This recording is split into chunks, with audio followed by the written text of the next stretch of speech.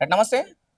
BRS party 20 సంవత్సరాలు పూర్తి చేసుకున్న సందర్భంగా వరంగల్‌లో ఏల్కతుర్తిలో రజతోత్సవం సభ పెద్ద ఎత్తున ఏర్పాటు చేస్తుంది. దీనికి ఏ విధంగా వాళ్ళు కార్యక్రమాలు చేపట్టబోతుందన్న విషయాన్ని మనం మాట్లాడే ప్రయత్నం చేద్దాం. మనతో పాటు బీఆర్ఎస్ సీనియర్ నాయకుడు కిషోర్ గౌడ్ గారు ఉన్నారు. అన్న నమస్తే.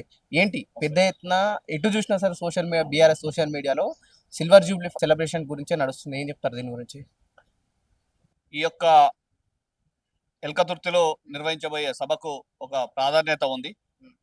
ఉద్యమ పార్టీగా 2001లో ఆవిర్భవించిన ఆనాడు టీఆర్ఎస్, నేడు బీఆర్ఎస్ పార్టీ 25 సంవత్సరాలు పూర్తి చేసుకుంటున్న సందర్భంగా రజతోత్సవాలు నిర్వహించాలని మా పార్టీ అధినేత కేసీఆర్ గారు నిర్ణయించడం జరిగింది.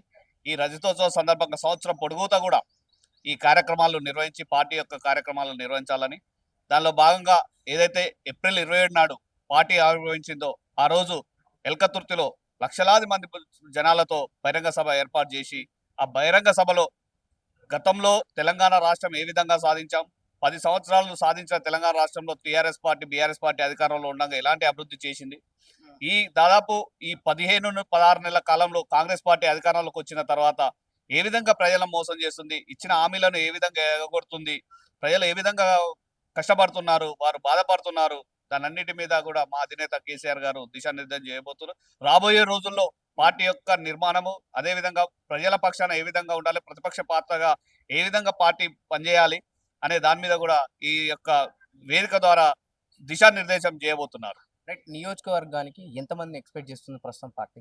ఎందుకంటే అధికారంలో లేదు. అధికారం ఉన్నా లేకపోయినా టీఆర్ఎస్ పార్టీ అనేది ఎప్పుడు కూడా లక్షలాది మందితో బహిరంగ సభలు నిర్వహించి తన రికార్డులను తనే బద్దలు కొట్టుకున్న చరిత్ర.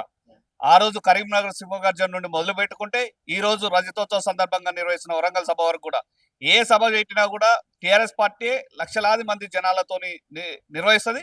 ఆ లక్షలాది మంది మళ్ళీ జనాల యొక్క రికార్డును టీఆర్ఎస్ పార్టీ బద్దలు కొడుతుంది. ప్రధా ప్రధానంగా ఈ సభ నుంచి ఏం సందేశం ఇవ్వదలుచుకున్నారు కాంగ్రెస్ పార్టీకి కావచ్చు, లేకపోతే ప్రజలకు?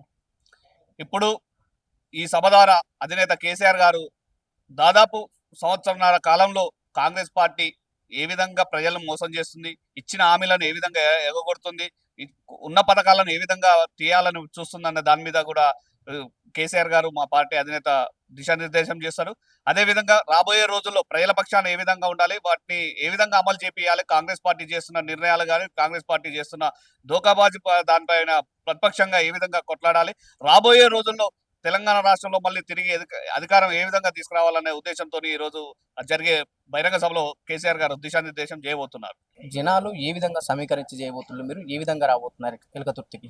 ఈ రోజు జరగబోయే బహిరంగ సభకు పార్టీ పరంగా అన్ని రకాల ఏర్పాట్లను చేయబోతున్నాం. రవాణా సౌకర్యం కానీ, అదేవిధంగా పార్టీ ఆర్టీసీ బస్సులను కూడా పార్టీ సమకూర్చబోతుంది. అంతేకాకుండా కూడా ప్రైవేట్ వెహికల్లను కూడా ఎవరికి వారు ప్రజలు, ఇది టీఆర్ఎస్ పార్టీ బీఆర్ఎస్ పార్టీ అనేది మా ఇంటి పార్టీ, ఈ బహిరంగ సభ జరగబోతున్న బహిరంగ సభ మా బహిరంగ సభ అని ప్రజలందరూ కూడా స్వచ్ఛందంగా ఎవరికి వారు ఇంటికో మనిషి చేతిలో సద్ది అనే విధంగా ఈ రోజు తెలంగాణ వరంగల్లో జరగబోయే బహిరంగ సభకు పెద్ద ఎత్తున రాబోతున్నారు. లక్షలాది మంది జనాలు తరలి వచ్చి ఈ రోజు స్వచ్ఛందంగా ఈ యొక్క బహిరంగ సభను విజయవంతం చేయబోతున్నారు.